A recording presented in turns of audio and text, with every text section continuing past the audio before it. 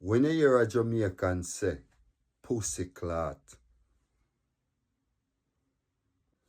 just know say it can be in a sad moment or it can be in a happy moment. When Jamaican use the word pussy clot, come, I could talk about it.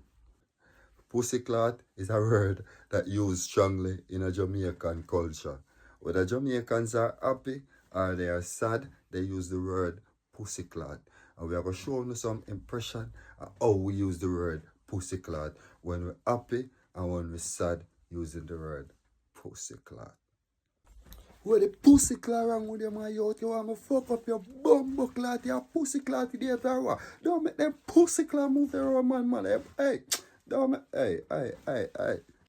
Pussy clot! Yo, bro, look on the pussy clot, girl, Donna. Yo, I want to make sure pussy clot look so.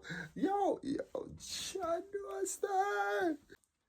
So yeah, that's how Jamaican use the word pussy clot. And if you love Jamaican vibes, make sure you follow us, lock in with the vibes. Don't left it out. Ends out, and I'm out.